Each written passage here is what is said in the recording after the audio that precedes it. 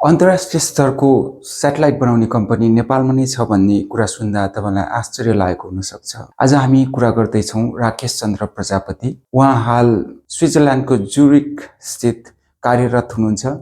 उहाँले स्विजरल्यान्डको इपिएफएलमा micro electronics and space टेक्नोलोजीमा masters MSc गर्नुभएको छ। उहाँको नेपालमा ओराइन स्पेस प्राइभेट लिमिटेड नामको प्राइभेट कम्पनी पनि छ, जुन कम्पनीले नेपाल सरकार साथसाथै विभिन्न विदेशी कम्पनीहरूसँग सहकार्य गरेर काम गरिरहेको छ। नमस्ते। नमस्ते। हाम्रो मेन फोकस चाहिँ स्याटेलाइट हो, स्पेस रिलेटेड कामहरूमा स्याटेलाइटमा चाहिँ हामी फोकस गरिरहेछौँ। स्याटेलाइट बनाउने होइन, हाम्रो आफ्नै पनि डेभलपमेन्टहरू छ, हामीसँग कस्टमरहरू पनि छन् बाहिर विदेशबाट होइन।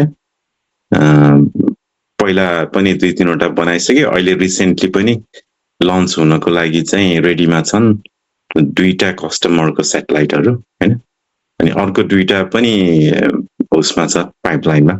मेनली तर स्याटेलाइट भन्दाखेरि ठुल्ठुलो होइन, पकेट क्युबमा चाहिँ अहिले हामी फोकस गरिरहेछौँ होइन।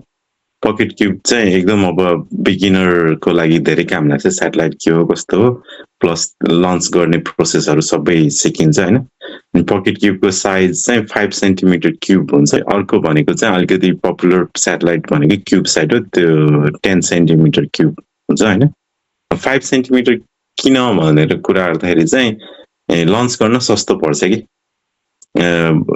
वेट मास अनुसार हामीले पैसा दिनुपर्ने हुन्छ, साइज भनौँ न मास त्यो अनुसारको कस्ट हुन्छ कि रकेट लन्च गर्नको लागि। अनि जति सानो भयो त्यति नै सस्तो हुन जान्छ। त्यही भएर चाहिँ हामी अब पकेट क्युबमा काम गर्छौँ। सस्तो एउटा प्राइभेट कम्पनी न्यू स्पेस भनेर भनिन्छ यस्तो कम्पनीहरूलाई होइन। अहिले नयाँ नयाँ कम्पनीहरू जसले चाहिँ स्पेस स्याटेलाइटमा काम गर्छ तिनीहरूलाई चाहिँ न्यू स्पेस कम्पनी भनेर भन्छौँ। सो हामी पनि त्यही न्यू स्पेस भित्र पढ्न जाने कम्पनीहरूमा छौँ।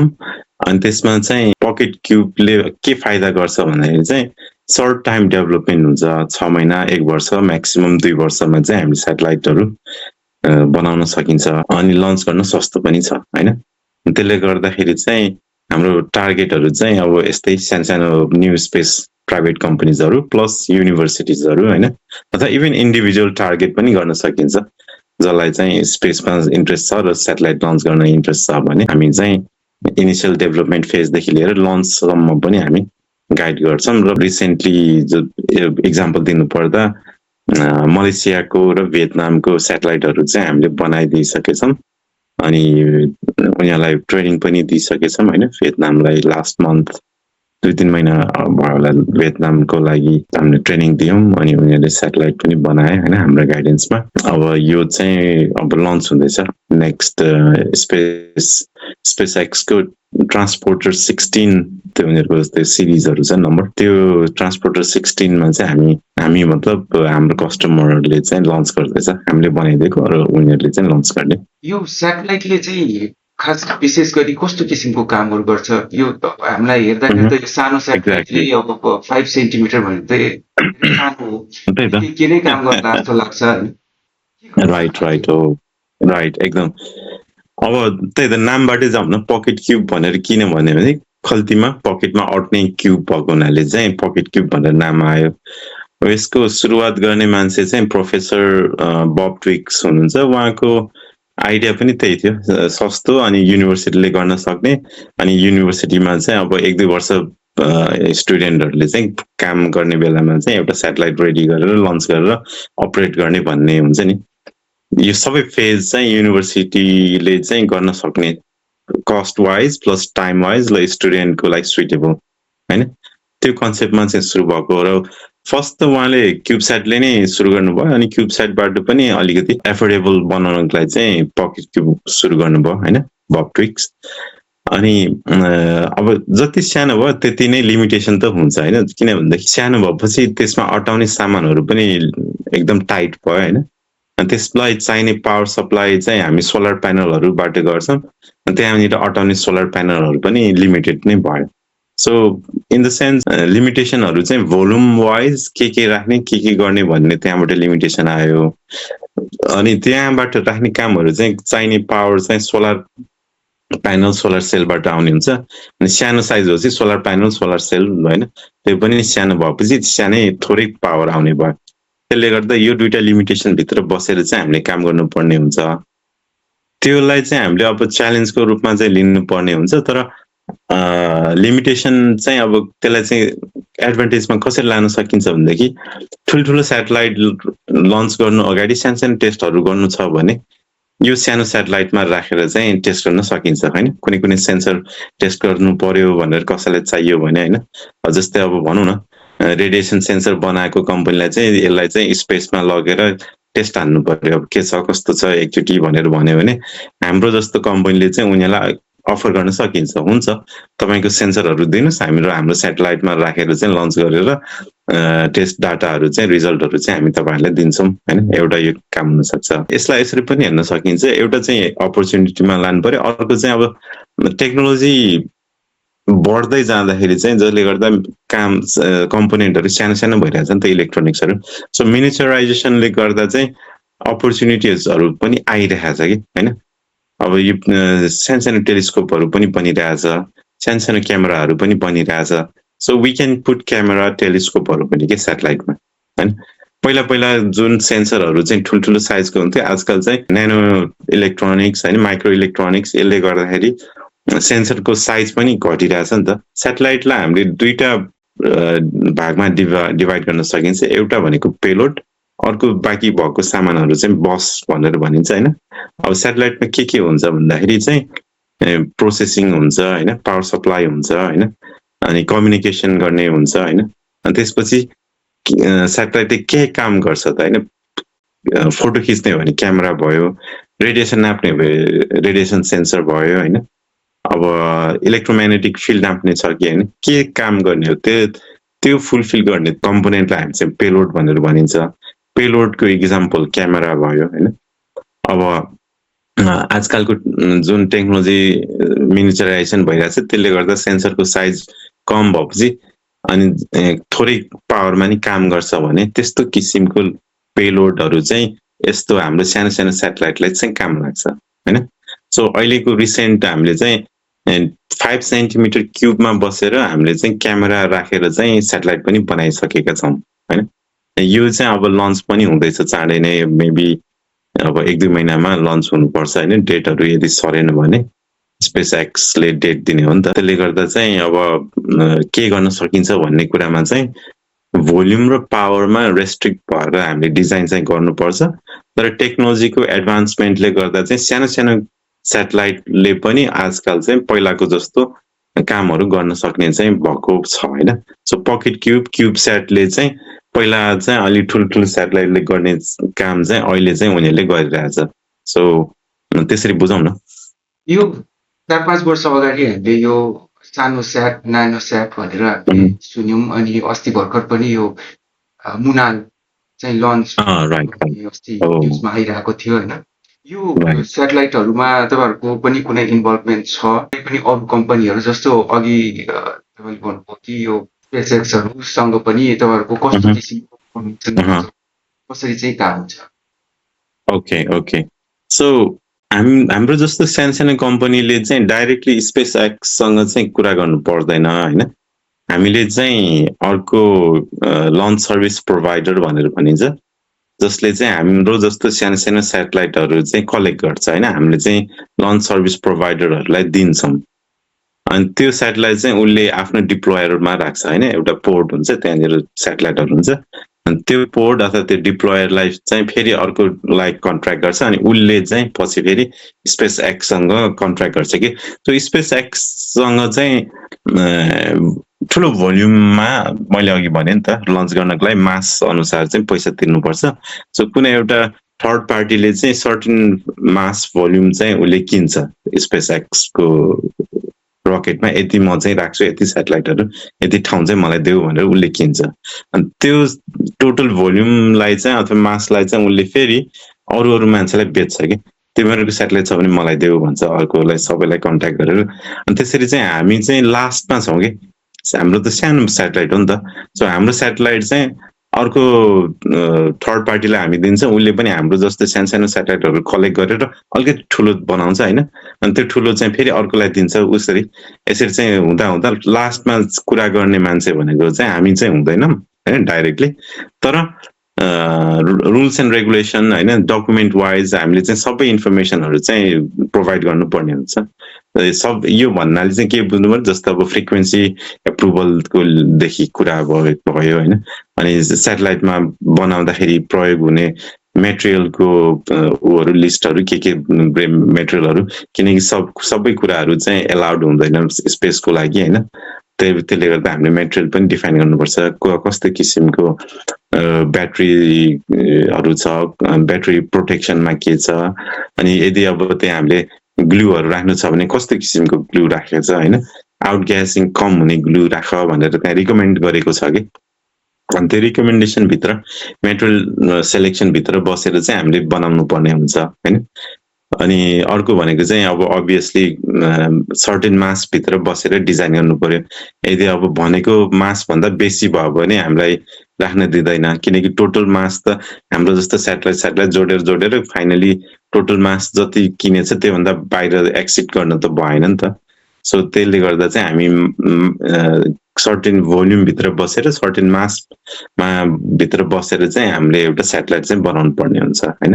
सो यो किसिमको चाहिँ हाम्रो डाइरेक्ट स्पेस एक्ससँग रिलेटेड नभए पनि उनीहरूले दिएको रेगुलेसनभित्र बसेर चाहिँ डिजाइन गर्छौँ, तर थर्ड पार्टीलाई दिन्छ र थर्ड पार्टीले चाहिँ अर्को थर्ड पार्टीलाई दिएर चाहिँ स्पेस एक्ससँग चाहिँ कम्युनिकेसन गरेर चाहिँ सेटेलाइटहरू चाहिँ कलेक्ट गर्छ। यसले चाहिँ के बुझ्नु पर्यो भनेदेखि हामी चाहिँ प्राइमेरी पेलोड भएनौँ कि मेन सेटेलाइट लन्च गर्ने रकेटको चाहिँ टार्गेट चाहिँ ठुलो सेटेलाइट हुन्छ होइन उनीहरूको, तर त्यहाँनिर ठुलो सेटेलाइट लन्च गर्ने बेलामा हाम्रो जस्तो सानोलाई पनि ठाउँ दिएको हो कि होइन। अनि यसलाई चाहिँ राइट सेयर भनेर पनि भन्छ, पिगी ब्याग पनि भनेर भनिन्छ होइन। अनि त्यसले गर्दा चाहिँ यो ट्रान्सपोर्टर भन्ने जुन सिरिज छ स्पेस एक्सको लन्च गर्ने, त्यो चाहिँ राइट सेयर प्रोग्रामभित्र पर्छ। राइट सेयर किन भनेको नि we are sharing the right के, खास मेन सेटेलाइट लन्च चाहिँ स्पेस एक्सले ठुलो सेटेलाइटलाई गर्दैछ, अनि उनीहरूको टाइम अनुसार हामी चाहिँ ओके ठाउँ छ भने हाम्रो सानो सेटेलाइट पनि राख्न देऊ न भनेर चाहिँ एक किसिमको रिक्वेस्ट भनौँ न होइन। अब त्यो बिजनेस मोडलमा चाहिँ गयो, तर मैले यसलाई चाहिँ एउटा लेमेन टर्ममा चाहिँ बुझाउन खोजेको, हाम्रो पेलोड चाहिँ अथवा हाम्रो सेटेलाइट चाहिँ प्राइमेरी पेलोड होइन, हाम्रो सेटेलाइट चाहिँ मेन टार्गेट होइन स्पेस एक्सको ठुलो सेटेलाइट हो होइन। तर त्यो लन्च हुँदै गर्दाखेरि चाहिँ ठाउँ बचेको खोजेकोमा चाहिँ हाम्रो सानो सेटेलाइट पनि राइट सेयर गरेर लन्च गर्ने, यो चाहिँ हाम्रो रिलेसन हो कि स्पेस एक्ससँग। अनि यो नेपालबाट जुन अहिले अघि मैले पनि सोधेँ यो सेटेलाइटहरू 2-3वटा पठाइसकेको छ र त्यसमा तपाईँहरूको केही इन्भल्भमेन्टहरू पनि थियो कि, र प्लस चाहिँ तपाईँहरूको यो गभर्मेन्टसँग चाहिँ कसरी चाहिँ कामहरू केही भइरहेको छ? एक्ज्याक्टली जस्तै रिसेन्ट लन्च इन्डियाबाट भयो मुनालको होइन, अनि त्योभन्दा अगाडि चाइनाबाट भयो होइन। सो यिनीहरू चाहिँ अन्तरिक्ष भन्ने नन प्रफिट अर्गनाइजेसन भनौँ न, सो उनीहरूको इन्भल्भमेन्ट हो र हाम्रो चाहिँ त्यसमा चाहिँ इन्भल्भमेन्ट छैन। तर सबभन्दा फर्स्ट सेटेलाइट चाहिँ जस्तै अब भनौँ न नेपाली सेट 1 जुन छ त्यो चाहिँ अब नास्टको फन्डिङमा चाहिँ जापानमा जुन प्रोग्राम थियो होइन, बर्ड्स प्रोग्राम भनेर क्युटेक युनिभर्सिटीमा जुन चाहिँ प्रोग्राम छ त्यहाँनिर इन्भल्भ भएर चाहिँ हाम्रो 2जना नेपाली विद्यार्थीहरू होइन मास्टर्स र पिएचडी गर्नको लागि जानुभएको थियो, आवास र हरि। अनि उहाँहरूले चाहिँ जापानबाट चाहिँ नेपाली सेट 1 बनाउनु भयो होइन। अनि त्यही टाइममा हाम्रो चाहिँ नेपालमै पनि हामीले चाहिँ काम गरिरहेको थियौँ। 2015मा चाहिँ काम गर्नुपर्छ भनेर सुरुवात चाहिँ भयो होइन। अनि त्यो आइडिया आइसकेपछि अब चाहिँ ओके हामी बनाउन सक्छौँ, गर्न सक्छौँ, अब हामी सेटेलाइट बनाएर लन्च गर्छौँ भन्ने फेज आइसकेपछि हामीले चाहिँ कम्पनी दर्ता गऱ्यौँ 2017मा होइन। 15मा चाहिँ सुरु गऱ्यौँ इन्फर्मल्ली भनौँ न, नेपालमा स्टुडेन्टहरू जम्मा गरेर के छ कस्तो छ आइडियाहरू सेयर गर्दै काम गर्दै। अनि एउटा फेज आइसक्यो जब चाहिँ अब चाहिँ हामीलाई थाहा छ सेटेलाइट भने के हो, कसरी बनाउने, अब लन्च गर्ने को छ कस्तो छ, कसलाई कन्ट्याक्ट गर्ने, अघि मैले भने नि त कन्ट्याक्ट गर्दै लन्च गर्ने अर्कै हुन्छ, हामी बनाउँछौँ, त्यो सबै चिन्जान हुनु पर्यो होइन, लन्च गर्ने प्रोसेसहरू बुझ्नु पर्यो। स्याटेलाइट बनाउँछु भनेर त भएन, बनाइसकेपछि लन्च गर्ने कसलाई दिने, कसले लन्च गरिदिन्छ, ग्राउन्ड स्टेसन बनाउनु पर्यो, स्याटेलाइटबाट आएको डाटाहरू लिनु पर्यो। सो यो सबै फेजहरू पार गरिसकेपछि हामीले चाहिँ 2015बाट काम गरेको 2017 पुग्दासम्म चाहिँ क्लियर भयो कि यस्तो चाहिँ हो भनेर। And then we started okay, अब हामी कम्पनी दर्ता गर्छौँ अनि प्रपरली होइन लिगली नै काम गर्छौँ भनेर 2017मा चाहिँ हामीले कम्पनी दर्ता गऱ्यौँ।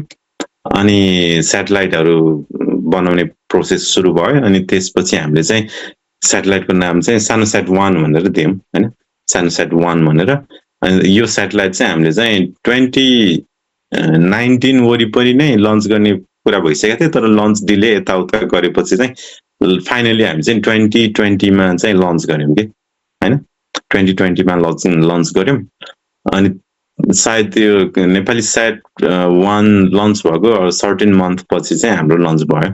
हाउएभर भनौँ न नेपालमै बनेको, नेपालबाटै लन्च गरेको चाहिँ पहिलो स्याटेलाइट चाहिँ हाम्रो पकेट क्युब सानोस्याट 1 नै रह्यो होइन।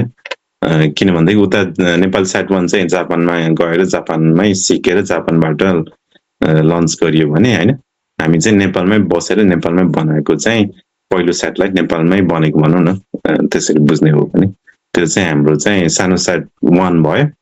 अनि अहिले रिसेन्टली चाहिँ अब बर्ड्स प्रोग्रामबाट फर्केको आवास मास कि उहाँले चाहिँ अब अन्तरिक्ष सुरु गरेपछि अरू क्युबस्याटहरू नेपालमै बनाउने प्रोग्रामहरू सुरु गर्नुभयो, जस अन्तर्गत लास्ट टाइम चाइना र इन्डियाबाट लन्च भयो होइन। अनि हाम्रो हरिजी पनि हुनुहुन्छ, उहाँले पनि अब नास्टमै काम गर्दै हुनुहुन्छ होइन, उहाँले पनि फेसिलिटेट गर्नुभएको छ। हामी अब कम्युनिकेसनमा छौँ, जस्तै अब हामीले नास्टको थ्रु ट्रेनिङहरू पनि अर्गनाइज गरिसकेका छौँ, स्याटेलाइटको ट्रेनिङहरू। सो नेपालमा चाहिँ जस अब चाहिँ सुरु भइरहेछ होइन, अन्तरिक्ष छ, नास्ट छ, हामी छौँ। अब हामी चाहिँ प्राइभेट कम्पनी भयो, त्यसले गर्दा चाहिँ अलिकति गभर्मेन्ट फन्डिङ त्यति सजिलो हुँदैन। हामी चाहिँ प्राइभेट भएको हुनाले चाहिँ हाम्रो आफ्नै मोडालिटीमा काम गर्छ, हाम्रो आफ्नै फन्डिङहरू छ होइन, गभर्मेन्ट फन्डहरू चाहिँ छैन त्यस्तो प्रोजेक्टहरू। अनि यो जुन स्याटेलाइट छ, अब यो स्याटेलाइट त हामी लन्च गर्ने भन्छौँ, सुनिरहेको हुन्छौँ, यो अब अर्थलाई चाहिँ अर्बिट गरेर आएको, यो अब पुगिरहेको हुन्छ। यो स्याटेलाइट लगेर यो चाहिँ कसरी छोडिन्छ, यो कसरी कति समयसम्म घुमिरहेको छ, र हामीले सुनिरहेको छौँ दिनमा एउटा दुईटा त यो जुन स्पेस एक्सको पनि स्याटेलाइट त चढिरहेको छ भन्ने पनि हामी सुन्छौँ होइन। यो कसरी चाहिँ यो कतिसम्म चल्छ? हामीले चाहिँ यसलाई चाहिँ 3वटा भागमा डिभाइड गर्न सकिन्छ स्पेसको यो प्रोग्रामलाई। एउटा स्याटेलाइट भयो, एउटा लन्च पार्ट भयो, एउटा चाहिँ ग्राउन्ड स्टेसन। यो 3वटा टुक्रा कम्प्लिट नभइकन चाहिँ स्याटेलाइट अथवा स्पेस प्रोग्राम कम्प्लिट हुँदैन कि होइन। स्याटेलाइट मात्र बनाउँछ र बनिसकेपछि के गर्ने त थाहा छैन नि त, त्यसले गर्दा लन्च कसले गरिदिन्छ, कुन अर्बिटमा राख्ने, कसरी लन्च हुन्छ, त्यो सबै लन्चको लागि कति पैसा लाग्छ होइन, त्यो सबै प्रोसेस चाहिँ लन्चरको पार्टमा जान्छ। लन्च गरिसकेपछि स्याटेलाइट अर्बिटमा भइसकेपछि त्यो स्याटेलाइटलाई ट्र्याकिङ गर्नुपर्छ, आफ्नो स्याटेलाइट कुन हो छुट्याउनु पर्यो। त्यसपछि अपरेसन मोडमा जान्छ। अनि स्याटेलाइट अपरेट भइसकेपछि स्याटेलाइट पठाएको डाटाहरू कसरी कलेक्ट गर्ने त होइन, त्यो चाहिँ ग्राउन्ड स्टेसनले गर्ने भयो। सो स्याटेलाइट मात्र बनाउँछु भनेर पुगेन, यो कम्प्लिट पिक्चरको लागि चाहिँ लन्च, ग्राउन्ड स्टेसन र स्याटेलाइट यो 3वटामा ध्यान दिनु पर्यो होइन। यो स्याटेलाइट त हाम्रो अब कम्प्लिटली एउटा कति वर्षसम्म त अब हाम्रो अर्थ राइट। म त्यहाँ एक्ज्याक्टली म त्यहाँ जान्छु। तपाईँको क्वेसनको एन्सर कम्प्लिट त भएको छैन, तर एउटा पिक्चर चाहिँ दिएको मैले। स्याटेलाइट बनाउँछु मात्र भनेर स्याटेलाइट बन्यो भनेर मात्र बसेर चाहिँ भएन होइन। लन्च कसले गर्ने, कहाँ गर्ने, कसरी गर्ने, कति पैसा लाग्छ त्यो हेर्नु पर्यो। लन्च भइसकेपछि डाटाहरू लिनलाई ग्राउन्ड स्टेसन चाहियो, ग्राउन्ड स्टेसन आफ्नै बनाउने, अर्काको रेन्ट गर्ने, अनि त्यो ग्राउन्ड स्टेसन कुन लेभलको होइन, कति महँगो किसिमको ग्राउन्ड स्टेसन सेटअप गर्ने होइन। अब आफै बनाउने हो भने सबै त्यहाँ अर्को स्याटेलाइट बनाए जस्तै छुट्टै त्यति नै लगानी गर्नु पर्यो होइन। त्यसले गर्दा यो 3वटा चाहिन्छ भने चाहिँ एउटा कम्प्लिट पिक्चर भयो। अब लन्चको प्रोसेसमा जाने हो भने चाहिँ अघि मैले भने जस्तो लन्च प्रोभाइडरहरू छन्, उहाँहरूले चाहिँ अब हामी लन्च गरिदिन्छौँ भनेर भन्छ, यति लन्चको लागि यति मासको यति भोल्युमको लागि चाहिँ यति पैसा पर्छ भनेर भन्छ होइन। जस्तै अब पकेट क्युबको कुरा गर्दा अहिलेको मार्केटको भ्याल्यु अनुसार चाहिँ 25,000 युरो लाग्छ कि। अनि त्यो लन्च प्रोभाइडरले त्यो सेटेलाइटलाई चाहिँ लास्टमा उसले पनि अरूलाई दिन्छ, अरूले नै अरूलाई दिँदा दिँदा लास्टमा चाहिँ स्पेस एक्समा जान्छ एउटा। अब इन्डियाबाट गर्ने भने अब इसरोमा कन्ट्याक्ट गर्नु पर्यो। युरो भनेपछि झन्डै हाम्रो 30-35 लाख। Exactly right. अनि त्यो थर्ड पार्टीले पनि अब इसरोबाट गर्ने कि चाइनाबाट गर्ने कि जापान कोरिया होइन लन्च गर्ने रकेटहरू त छन्। अनि सानो सानो रकेटहरू अब त्यो रकेट ल्याब्सहरू छ होइन। सो उनीहरूले हेल्प गर्छ कि कोसँग कोअर्डिनेट गर्ने भनेर होइन। अहिलेको बेस्ट चाहिँ स्पेस एक्सको लन्च हिस्ट्री हेर्ने हो भने कम फेलियर भएको होइन। जस्तै अब रिसेन्टली मुनाल चाहिँ इन्डियाबाट लन्च गर्यो, उसको इन्डियाको 2टा लन्च फेल भएको छ कि रिसेन्टको, यो पालि अनि योभन्दा अघिल्लो पनि। सो भन्न खोजेको चाहिँ लन्च कुन लन्चर कुन रकेटमा इसरोबाट गर्ने, स्पेस एक्सबाट गर्ने, रकेट ल्याबबाट गर्ने, त्यो पनि अर्को एउटा प्रोसेस हो कि हामीले छुट्याउनु पर्ने होइन। अब स्पेस एक्सको फेलियर कम छ होइन त्यो ऊ भन्दा इसरो भन्दा। सो वी होप फेल हुँदैन होइन। अब त्यो त वी कान्ट प्रमिस फेल हुँदैन त होइन। तर पनि फेलियर रेट पनि हेर्नुपर्छ, रकेट फेलियर रेट कस्तो छ के छ, अनि आफूले चाहिने अब कुन अर्बिटमा पठाउने हो त्यो अर्बिट उनीहरूले राख्छ कि राख्दैन। सो टिपिकल्ली अब हाम्रो सेटेलाइट चाहिँ पोलर अर्बिट भनेर भन्छौँ होइन। नर्थ साउथमा चाहिँ घुम्छ क्या, अर्थलाई चाहिँ नर्थ साउथ भएर चाहिँ घुम्छ। त्यो अर्बिट हाम्रो टार्गेट हो भने चाहिँ त्यो अर्बिटमा राख्ने PLS-3 छ होइन इसरोको। अनि यता स्पेस एक्सको चाहिँ फाल्कन 9 को राइट सेयरले चाहिँ पोलर अर्बिटमा राखिदिन्छ। सो अब स्पेस एक्स मेबी महँगो होला इसरो भन्दा होइन। तर पनि अब अनि अब यता के अरे रकेट ल्याबहरू पनि छ, उनीहरूले पनि गर्छ। त्यसरी चाहिँ लन्च प्रोभाइडरसँग कुरा गरेर उनीहरूले यो अब स्पेस एक्सबाट गर्ने भने यति पैसा लाग्छ, यसबाट गर्ने यति पैसा लाग्छ होइन। त्यो चाहिँ बुझेर कुन अर्बिटमा कहिले कसरी सबै प्लानहरू गर्नु पर्यो। अब एज्युम गरौँ कि अब स्पेस एक्सबाट गर्नुभयो, स्पेस एक्सको लन्च डेट पनि आयो होइन। अनि लन्च भइसकेपछि चाहिँ अब के हुन्छ, सेटेलाइट चाहिँ डिप्लोय गरिदिन्छ होइन। रकेट स्पेसमा गएर सेटेलाइट डिप्लोय गर्छ। तर यो प्रोसेसलाई चाहिँ धेरै टाइम लाग्दैन, किनभनेदेखि हामी चाहिँ 500 किलोमिटरको अर्बिटमा जाने हो कि। अर्थबाट चाहिँ 500 किलोमिटरको अर्बिट, त्यहाँनिर चाहिँ अर्बिट गर्छौँ। सो स्पेस एक्सको रकेट 500 किलोमिटर पुग्नलाई 10 मिनट जति लाग्छ रफ होइन। तर डिप्लोय गर्न चाहिँ फेरि टाइम लाग्छ होइन। अर्बिट पुग्न 10 मिनटमै पुग्छ, अनि त्यसपछि अर्को आधी घन्टा अब हेरेर अब एक दिनपछि पनि हुनसक्छ हाम्रो आफ्नो सेटेलाइट डिप्लोय गर्ने चाहिँ होइन। त्यो डिप्लोयरले त्यो सेटेलाइटलाई छोड्ने काम। लास्ट टाइम अब सानसेट 1 को कुरा गर्ने हो भने चाहिँ 10 मिनटमा हामी 500 किलोमिटरमा पुग्यौँ। त्यसपछि अर्बिट गर्दा गर्दा विदिन हाफ आवरमा उनीहरूले डिप्लोय गर्न थाल्यो होइन। सो लेट्स से विदिन 1 घन्टाभित्र त हाम्रो डाटाहरू आइसकेछ कि सेटेलाइटको लन्च गरेको विदिन 1-2 आवर चाहिँ डाटा आइसकेछ। अब लन्च गरिसकेपछि अब के हुन्छ, रकेटले आफ्नो अर्बिटमा पुर्याएर अर्बिटमा राखिदिन्छ। त्यसपछि डिप्लोयरले त्यो अर्बिटमा सेटेलाइटलाई छोडेपछि सेटेलाइट पनि त्यही अर्बिटमा घुम्न थाल्छ। तर हाम्रो सेटेलाइट जस्तै टन्नै अरू सेटेलाइट छ नि त होइन। लास्ट टाइम कति 100-200 सेटेलाइटहरू लन्च गर्यो भनेर सुन्नुभयो होला होइन। यो सबै चाहिँ सानो प्राइमेरी सेटेलाइट चाहिँ ठुलै हुन्छ, हाम्रो जस्तो सानो चाहिँ 100-200 वटा लन्च गर्छ पकेट क्युब सेटहरू चाहिँ। अनि त्यसपछि त्यो सेटेलाइटहरू लन्च गरेपछि आफ्नो सेटेलाइट कुन भनेर चाहिँ त्यहाँ छुट्याउनु पर्छ कि। सबभन्दा पहिला फर्स्ट काम भनेको सेटेलाइट चाहिँ घुम्न थालिसक्यो र हाम्रो होइन, हाम्रो सँगसँगै अर्को 100 वटा सेटेलाइट घुमिरहेछ। अनि त्यहाँ चाहिँ आफ्नो सेटेलाइट चाहिँ कुन हो भनेर चाहिँ छुट्याउनु पर्छ। अनि त्यसको लागि चाहिँ त्यो ट्र्याकिङहरू TLE भन्ने आउँछ होइन। त्यो हामी डिटेलमा त जानु पर्दैन। सबै एभ्री इन्डिभिजुअल अब्जेक्ट जुन घुमिरहेको छ नि, सेटेलाइट होस् या अरू जे पनि होइन। जस्तै लास्ट टाइम अब सेटेलाइटहरू कोलिजन भएर चाहिँ डिब्रिजहरू आएको थियो, अनि त्यो सबै घुमिरहेको छ नि, त्यो सबैको क्याटलग हुन्छ कि यो यसको नाम, यसको नम्बर अथवा यसको नाम यो हो भनेर एभ्री स्याटेलाइट मात्र होइन कि जे पनि all the debris which is revolving around उनीहरूको चाहिँ हामीसँग डाटा हुन्छ। अनि त्यस्तै गरेर हाम्रो स्याटेलाइटलाई पनि क्याटलगमा राख्छ, तपाईँको स्याटेलाइटको नम्बर चाहिँ अब यति है भनेर होइन। अब त्यो नम्बरको स्याटेलाइट चाहिँ अब कुन हो त होइन, यति धेरै लन्च गरेकोमा। अनि त्यसलाई चाहिँ अब ट्र्याकिङ फेज हुन्छ कि लाइक 1 हप्ता 2 हप्ता जस्तो लाग्छ छुट्याउनको लागि यो मेरै स्याटेलाइट हो या होइन भनेर।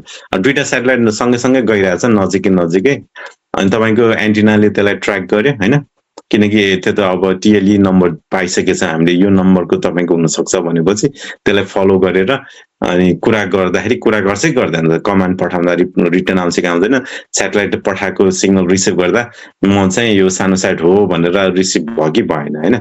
मानव कि भयो भनेपछि अब रिसिभ भइसकेपछि अब त्यहाँ दुईटा सँगसँगै छ भने दुईटामा त मेरो कुन हो त, एउटा चाहिँ मेरो हो, दुइटै चाहिँ होइन सँगसँगै गइरहेछ। अनि सर्टेन फेरि 1 विक जस्तो वेट गरेपछि त्यो दुइटा छुट्टिँदै जान्छ, अनि आफ्नो चाहिँ सेपरेट भइसकेपछि त्यसलाई चाहिँ फेरि कम्युनिकेट गर्दा चाहिँ आफ्नो स्याटेलाइट यो सानस्याट 1 हो भनेर मेसेज आउँछ भने चाहिँ ए यो चाहिँ मेरो स्याटेलाइट भनेर बल्ल सेपरेट भयो कि आइडेन्टिफाई भयो कि।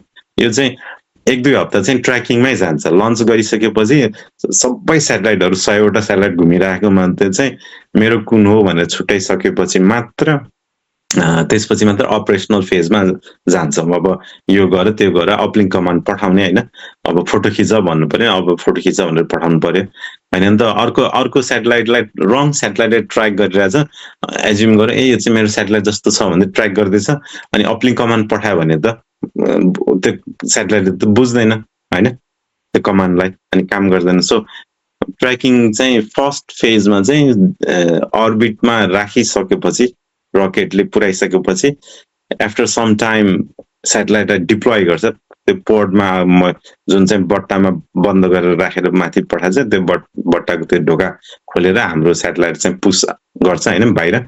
अनि त्यसपछि त्यहाँनिर टम्बल हुन्छ, यताउता हुन्छ, बिस्तारै स्लोली त्यो टम्बलिङ पनि बिस्तारै डाई आउट भइसकेपछि चाहिँ ट्र्याकिङ फेजमा जान्छ। ट्र्याकिङमा आफ्नो स्याटेलाइट चिनेपछि चाहिँ अब बल्ल आफ्नो अपरेसनमा आयो। अब अपरेसन हुँदाखेरि चाहिँ के हुन्छ फेरि स्याटेलाइटको अर्बिट चाहिँ घट्दै जान्छ कि होइन, त्यो के भन्छ त्यसलाई चाहिँ ड्र्याग, एटमोस्फेरिक ड्र्याग हुन्छ होइन। त्यसले गर्दा चाहिँ स्याटेलाइटको अर्बिटको 500मा राखेको हो अथवा 550 किलोमिटर यस्तैमा टिपिकल रेन्ज एल्टिच्युड 500मा राखेपछि 500 किलोमिटरबाट बिस्तारै ड्र्यागले एटमोस्फेरिक ड्र्यागले गर्दा त्यो एल्टिच्युड चाहिँ घट्दै घट्दै घट्दै घट्दै जान्छ। Unless you have some kind of त्यो रकेट थ्रस्टरहरू जसले चाहिँ बुस्ट अफ त्यो एल्टिच्युड बढाउँछ, त्यो नभएको केसमा चाहिँ त्यो बिस्तारै घट्दै जान्छ। अनि यो घट्दै घट्दै घट्दै घट्दै गएर रफली 200 किलोमिटर पुगिसकेपछि चाहिँ एटमोस्फियरमा चाहिँ फ्रिक्सनले गर्दा चाहिँ त्यो जलेर नष्ट हुन्छ होइन। भनेपछि स्याटेलाइटको लाइफ के हो भनेदेखि लन्च गरेको टाइम र डिप्लोय भएर ट्र्याकिङ भएर अपरेसनलमा आइसकेपछिदेखि मानौँ न 500 किलोमिटरमा यो सबै काम हुन्छ, हप्ता दिन महिना दिनमा।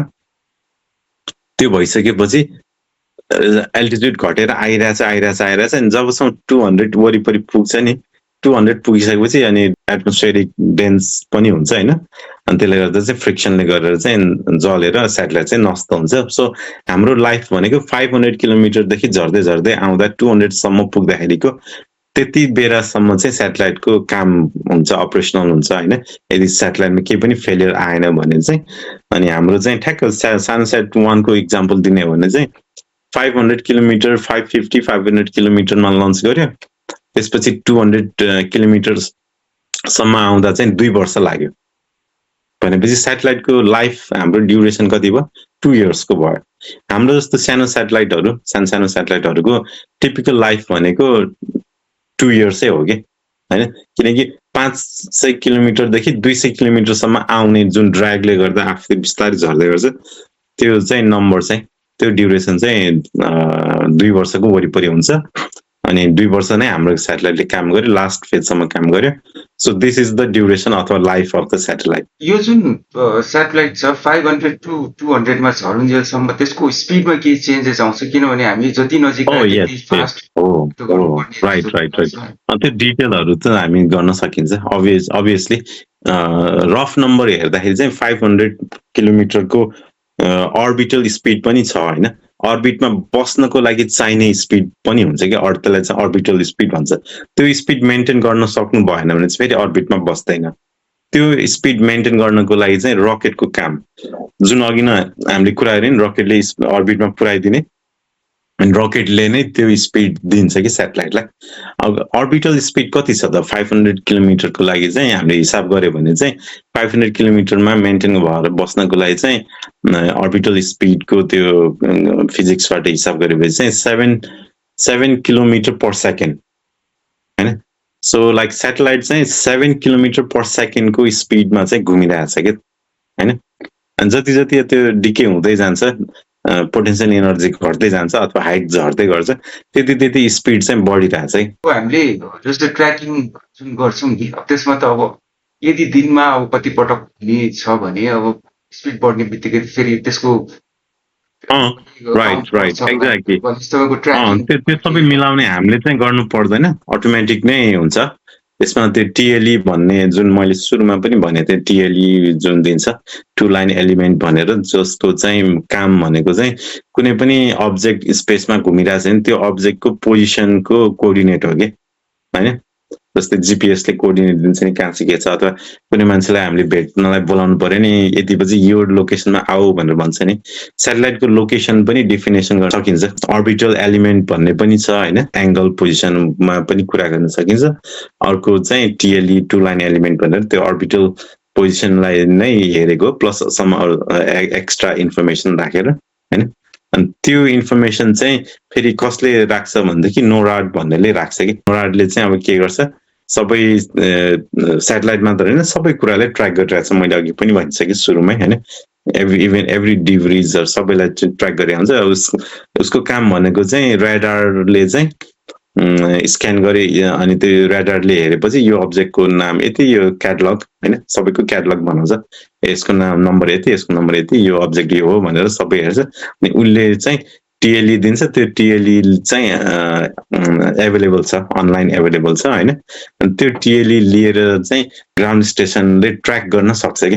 अब नेक्स्ट स्याटेलाइट कतिखेर कहाँ आउँछ भनेको चाहिँ त्यो अर्लियर होइन, अर्लियर टिएलई हेरेर चाहिँ प्रिडिक्ट गरेर चाहिँ अब चाहिँ आउने स्याटेलाइट चाहिँ यहाँनिर छ है भनेर चाहिँ प्रिडिक्ट गरेर चाहिँ उसले चाहिँ ट्र्याक गर्छ होइन। अनि टिएलई चाहिँ के हुन्छ त, अघि अहिले अब बुझिहाल्यौँ होइन, स्याटेलाइट स्पिड बढ्दै चेन्ज हुन्छ। अर्को चेन्ज हुने भनेको सोलरको इम्प्याक्ट, सोलर रेडिएसनले पनि चेन्ज हुन्छ होइन। अनि अरू इम्प्याक्टहरू एटमोस्फेरिक ड्र्याग मात्र नभएर अरू इम्प्याक्टहरू, ग्राभिटेसनल फिल्ड इन्ट्रेक्सन होइन, सबै कुराले गर्दा चाहिँ इन्ट्र्याक्टले गर्दा चाहिँ त्यो चेन्ज हुन्छ। तर हामीसँग चाहिँ नोराडले चाहिँ सबैलाई ट्र्याक गरिरहेछ अनि उसले चाहिँ टिएलई अपडेट गरिरहेछ कि। सो टिएलई चाहिँ अपडेट भइरहेछ होइन। अनि त्यो अपडेट भएको टिएलई चाहिँ ग्राउन्ड स्टेसनलाई लिइसकेपछि उसले चाहिँ क्यालकुलेट गरेर अब चाहिँ स्याटेलाइट यहाँनिर आउँछ भनेर उसले प्रिडिक्ट गरेर चाहिँ हामीले चाहिँ ट्र्याक गर्ने हो कि। सो यसरी चाहिँ लुपमा काम गर्छौँ। यदि अब नोराडले टिएलई नदिने हो भने चाहिँ फेरि we are not able to track the satellite. Next satellite कति बजी कतिखेर कहाँनिर आउँछ भन्ने कुरा चाहिँ फेरि हामीलाई थाहा चाहिँ हुँदैन होइन। So we need TLE from NORAD. हामी फेरि नेपालतिर एकचोटि फर्कौँ है। तपाईँको जुन यो कम्पनी यो ओराङ स्पेस छ, यो कम्पनीले नेपालमा चाहिँ कस्तो किसिमको काम गरिरहेको छ एउटा कुरा होइन। अनि अर्को चाहिँ अब यहाँ नेपालमा अहिले धेरै स्टुडेन्टहरू छन्, इन्जिनियरिङदेखि लिएर यो सबै साइन्स रिलेटेड चाहिँ पढिरहेको। यहाँ के गर्न सकिन्छ नेपालमा, यसको स्कोप के छ र कुन चाहिँ यो फ्याकल्टीबाट चाहिँ जानुपर्छ? टेक्निकल फिल्ड चाहिँ अब जुन पनि अब काम लाग्छ होइन, जस्तो अब फिजिक्स, म्याथमेटिक्स, इन्जिनियरिङमा अब इलेक्ट्रोनिक्स, मेकानिकल होइन, अथवा अब इभन प्रोग्रामिङ गर्नुपर्ने हुन्छ, इम्बेडेड माइक्रो कन्ट्रोलर प्रोग्रामिङ गर्ने होइन। यो सबै फिल्डको मान्छेहरू चाहिँ हामीलाई चाहिन्छ। त्योभन्दा बेसी अब R&D को लागि चाहिँ अब के गर्ने कसो गर्ने होइन, त्यो सबै किसिमको कामहरू चाहिँ चाहिन्छ। अब म्याथमेटिक्स पनि चाहिन्छ, जस्तो अब स्याटेलाइटको पोजिसनहरू अनि स्याटेलाइटले कसरी काम गर्छ, अनि जस्तो अब अर्बिट मेन्टेन गर्नको लागि एडिसिएस भन्ने एउटा छुट्टै एउटा स्याटेलाइटको ब्लक छ होइन। त्यो काम गर्नको लागि म्याथमेटिकली पनि स्ट्रङ हुनुपर्छ। स्याटेलाइटको ओरिएन्टेसन नाप्नु पर्यो, त्यसलाई नापेर अब स्याटेलाइट कता फर्काउने के गर्ने भन्ने कुराहरू त्यसमा फिजिक्स पनि चाहिन्छ, म्याथ पनि चाहिन्छ, अब प्रोग्रामिङ पनि गर्नु पर्यो, कन्ट्रोल सिस्टम पनि हेर्नु पर्यो होइन। सो टेक्निकली सबै फिल्डको मान्छेहरू चाहिँ चाहिन्छ भन्नु खोजेँ कि। त्यो भन्दै गर्दा चाहिँ अब हाम्रो अफिसमा चाहिँ अहिले मेनली चाहिँ मेकानिकल र इलेक्ट्रोनिक्सको इन्जिनियरहरू चाहिँ छन् होइन। अनि कहिलेकाहीँ अब टाइममा फिजिक्सको पनि मान्छेहरू आउँछ कहिलेकाहीँ होइन। तर मेनली चाहिँ हामीसँग मेकानिकल र इलेक्ट्रोनिक्सको मान्छेहरू छन्। तर त्यतिले पुगिरहेछ अहिलेलाई। तर काम चाहिँ कोर्सहरू त्यस्तो केही हुँदैन। अब कोर्स त नेपालमा बसेर त छैन होइन। तर हामीले चाहिँ अब स्याटेलाइट ट्रेनिङहरू दिइरहेछौँ। त्यो ट्रेनिङहरूमा इन्भल्भ भएर स्याटेलाइट के कस्तो हो बुझेर चाहिँ त्यो गऱ्यो भने चाहिँ अझ सजिलो हुन्छ। किनकि हामी नयाँ हायर गरिसकेपछि उहाँहरूलाई पनि स्याटेलाइटको ट्रेनिङ हाम्रो जुन ट्रेनिङ प्रोग्राम छ त्यसमा इन्भल्भ गराएर चाहिँ यस्तो हो है स्याटेलाइट भनेर कन्सेप्टबाट सुरु गरेर काम गराउँछौँ। नेपालमा चाहिँ हामीले के कस्तो गरिरहेछ भनेदेखि अब रिसेन्टली चाहिँ त्यति धेरै ट्रेनिङ चाहिँ दिइरहेको छैन। पहिला चाहिँ हुन्थ्यो अलि धेरै नै ट्रेनिङहरू दिन्थ्यो नेपालमा। र आजकल ट्रेनिङहरू चाहिँ नेपाल बाहिर चाहिँ भइरहेछ। प्लस ट्रेनिङको लागि जुन हामीले बनाउने स्याटेलाइटको किटहरू छ होइन, मोडल स्याटेलाइट भनौँ न, त्यस्तोहरू पनि बाहिर अर्डरहरू आउँछ, बाहिर नै पठाइरहेछौँ, बाहिर नै ट्रेनिङ दिइरहेछौँ। नेपालमा चाहिँ अलिकति कस्तो भयो भनेदेखि एक दुईचोटि ट्रेनिङ दिएपछि पुग्यो जस्तो कि स्याचुरेटेड। अब लिमिटेड युनिभर्सिटिजहरू छ, लिमिटेड स्टुडेन्टहरू छ। एकचोटि एक राउन्ड ट्रेनिङ भइसकेपछि अब फेरि हुन्छ नि अर्को ट्रेनिङ दिनको लागि वी हेभ टु वेट जस्तो कि। सो नेपालमा चाहिँ अलिकति मार्केट सानो छ भनौँ न स्याटेलाइट ट्रेनिङको लागि। तर बाहिर चाहिँ अब वर्ल्ड वाइडमा हामीले धेरैवटा कन्ट्री लाइक 20-25वटा कन्ट्रीहरूमा हामीले कभर गरिसक्यौँ। अब कसैले अब स्पोन्सर गर्छु यहाँ चाहियो स्कुलमा युनिभर्सिटीमा चाहियो भन्यो भने we are ready for training होइन।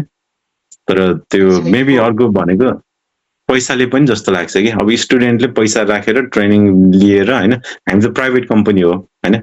So we have to charge, केही चार्ज नगरे पनि एटलिस्ट हाम्रो इन्जिनियरको कामको ट्रेनिङ दिने बेलाको त्यो एमाउन्ट मात्र एड गर्यो भने पनि अलि स्टुडेन्टहरूले चाहिँ अलिक गाह्रो चाहिँ मान्छ पैसा दिनुपर्ने भएको हुनाले चाहिँ। त्यसले गर्दा चाहिँ यदि स्पोन्सर गर्छ भने सायद स्टुडेन्टहरू चाहिँ हुन्छ जस्तो लाग्छ कि होइन। एक दुईचोटि एउटा प्रोग्राम चाहिँ स्टुडेन्टकै इनिसिएसनमा गर्यो, तर नेक्स्ट गर्नको लागि चाहिँ अस्ति भर्खर गरेको सर हामीसँग पैसा छैन जस्तो कुरा पनि आउँछ कि, बुझ्नु हो नि। त्यसले गर्दा चाहिँ अब स्टुडेन्टलाई यदि स्पोन्सर गर्छ अथवा ओराइन स्पेसलाई स्पोन्सर गरेर यो यहाँ ट्रेनिङ दिनु पर्यो भन्यो भने आई थिङ्क ट्रेनिङ चाहिँ बढ्छ होला नेपालमा पनि, बुझ्नुभयो नि। अथवा युनिभर्सिटीले अफर गर्ने कि अब स्टुडेन्टलाई कहाँबाट स्पोन्सर आउँछ त्यहाँबाट चाहिँ गर्ने हो भने चाहिँ ट्रेनिङ चाहिँ बढ्छ होला। तर अहिलेको सिनारीमा चाहिँ एक दुईचोटि ट्रेनिङ लिइसकेपछि स्टुडेन्ट क्लबहरू भनौँ न, अनि क्लबहरू युजली हामी क्लबसँग पनि कुरा हुन्छ। अनि उनीहरूको चाहिँ बजेट अथवा फन्डिङ नभएको कारणले अब एकचोटि गरेपछि अर्को वर्ष गर्नलाई गाह्रो मान्छ कि होइन। त्यो चाहिँ कुरा छ। तर नेपाल बाहिर चाहिँ हाम्रो राम्रो छ रिच। 20-25वटा कम्पनी के अरे कन्ट्रिजहरूमा कभर गरिसकेछौँ अनलाइन ट्रेनिङहरू। अनि मान्छे नै गएर होइन इन पर्सन गएर ट्रेनिङ दिने पनि भइरहेछ। अब इन पर्सन जाने बेलामा सबै खर्च उनीहरूले नै बेहोर्छ।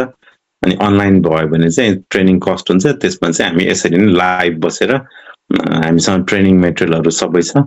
अनलाइन पनि हामी ट्रेनिङ गर्छौँ। अनि एक मेनली चाहिँ किट छ होइन। त्यो किट चाहिँ अब क्यानस्याट किट छ, पकेट क्युबको किट छ, क्युब सेटको किटहरू छ होइन डिफ्रेन्ट लेभलमा। अनि आफूलाई सुइटेबल भएको अब बिगिनरले चाहिँ क्यानस्याटबाट गर्दा भयो, अनि हायर लेभलले चाहिँ पकेट क्युब र क्युब सेटको किट युज गरेर ट्रेनिङ गर्दा हुन्छ। सो किटहरू हामीसँग छ। नेपालमा चाहिँ अलिक कम नै भइरहेछ हाम्रो इन्भल्भमेन्ट। पास्टमा चाहिँ रिसेन्ट पास्टमा हेर्ने भने चाहिँ नास्टको इनिसिएसनमा नास्टको फन्डिङमा चाहिँ हामीले चाहिँ ट्रेनिङ दिएको थियौँ। नास्टमा चाहिँ सबै स्टुडेन्टहरूलाई बोलाएर। सो त्यो किसिमको चाहिँ गर्न सकिन्छ। स्पोन्सर अथवा फन्डिङ आउँछ भने चाहिँ नेपालमा चाहिँ गर्ने चान्सहरू चाहिँ धेरै छ। यो गभर्मेन्टसँग काम गर्न नेपालको गभर्मेन्टसँग कतिको सजिलो गाह्रो के छ? हामी प्राइभेट कम्पनी भएको हुनाले चाहिँ त्यो डाइरेक्ट इन्भल्भ हुन चाहिँ सायद अलिकति मोडालिटी मिल्दैन होला होइन। फन्डिङ अब प्राइभेट कम्पनीलाई दिने भन्ने जस्तो कुराहरू भयो होइन। सो गभर्मेन्ट भनेर भने यो गभर्मेन्ट भनेको त अब भेग टर्म भयो, तर हामी मेनली काम गर्ने भनेको नास्ट नै हो। अरू भन्दा पनि नास्टको अघि भने जस्तै रिसेन्टली हामीले ट्रेनिङहरू दिएछौँ नास्टको थ्रु होइन। अब नास्टले फन्ड गर्छ भने चाहिँ we are ready to make satellite, we are ready to give more training.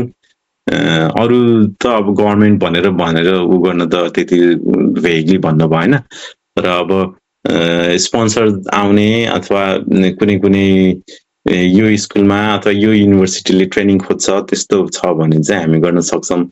तर हाम्रो इन्भल्भमेन्ट चाहिँ नेपालमा अथवा गभर्मेन्ट थ्रु चाहिँ कम छ। सो प्राइभेट कम्पनी भएर पनि हुनसक्छ एउटा लिमिटेसन आएको त्यहाँ होइन।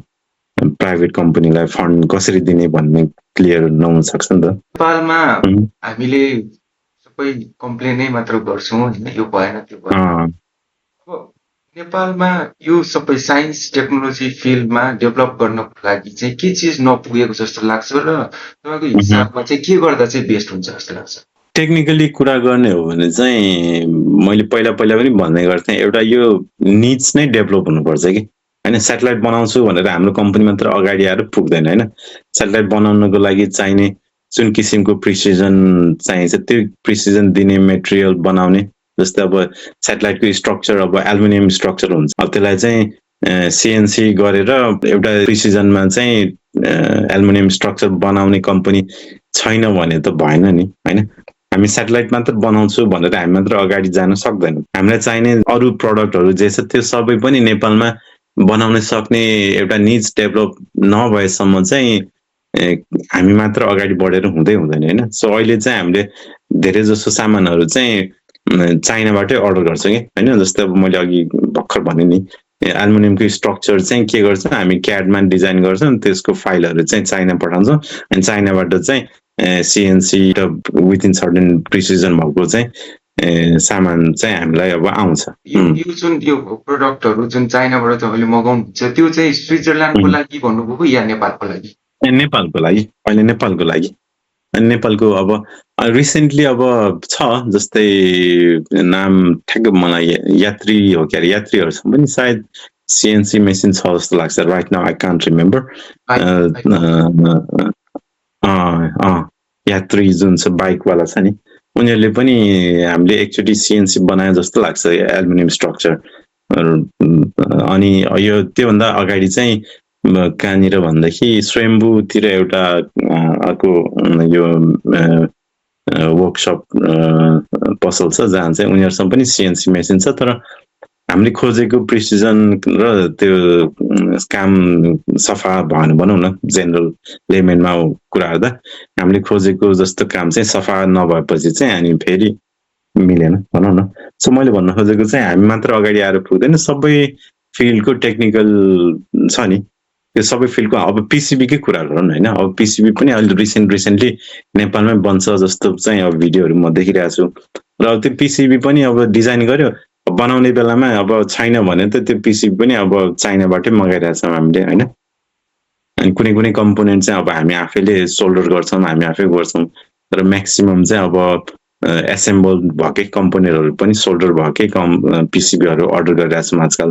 पहिला चाहिँ खालि पिसिबी अर्डर गर्थ्यौँ अनि हामी आफैले कम्पोनेन्टहरू चाहिँ सोल्डर गर्थ्यौँ। अहिले चाहिँ सकेसम्म त्यो पनि नगर्ने, कम्पोनेन्ट पनि अलरेडी एसेम्बल भएको पिसिबीहरू हामी अर्डर गर्छौँ। अब यो एसेम्बलको पिसिबी बनाउने प्लस एसेम्बल गर्ने पनि नेपालमै भइदियो भने अझ सजिलो भयो होइन। त्यसैले गर्दा चाहिँ सेटेलाइट बनाउँछु ओराइन स्पेस छ नेपालमा भनेर मात्र पुग्दैन होइन। अब सबै फिल्डको टेक्निकल्ली कम्पिटेन्ट हुनु पर्यो, त्यसपछि मात्र एज अ होल हामी चाहिँ ग्रो हुन सकिन्छ होइन। सो द निड्स चाहिँ डेभलप हुनु पर्यो। अब हामीलाई चाहिने मेकानिकल सर्भिस दिने एउटा कम्पनी चाहियो, इलेक्ट्रोनिक्स सर्भिस दिने एउटा कम्पनी चाहियो होइन। त्यही टुक्रा टाक्री सबै चाहिँ मिलेर काम गर्न सकिन्छ। अब हामीले चाहिँ अब जस्तै एउटा इक्जाम्पल, जस्तै अब एउटा टियुमा चाहिँ एउटा ल्याबमा चाहिँ एउटा सामान बिग्रियो, त्यो कसरी बनाउने थाहा छैन होइन। अनि त्यो म्यानुफ्याक्चर यता जर्मनको थियो, अब जर्मन पठाउने हो भने 2-3 लाख 5 लाख खर्च हुने देखियो। अनि हाम्रो इन्जिनियरहरूले हेरेर बनाइदियो होइन। सो 2-3 लाख 5 लाख त खर्च सेभ भयो नि त होइन। सो भन्न खोजेको के भनेदेखि नेपालभित्र यस्तो सर्भिसहरू दिने कम्पनीहरू भइदिएको भए अझ सजिलो हुन्थ्यो भन्न खोजेँ कि होइन। यो अहिले नेपालमा रकेट पनि बनाउनु भनेर कतिजना लागिरहेको भएको छ होइन। तपाईँको हिसाबमा सम्भव छ नेपालबाट रकेट बनाउन? होइन, गरिरहेछन् भाइहरूले गरिरहेछन्, हाम्रै चिनेकै भाइहरू हो होइन। अब सेटेलाइट ट्रेनिङहरू पनि लिन आउनु भएको थियो सुरुमा। अनि स्पेसको कुरा जुन अहिलेको लेभल पुग्नु अगाडि त हामी त एउटै फिल्डमा त थियो नि, हामीले पनि सेटेलाइटको काम गर्छु भनेर दौडिरहेको थियौँ।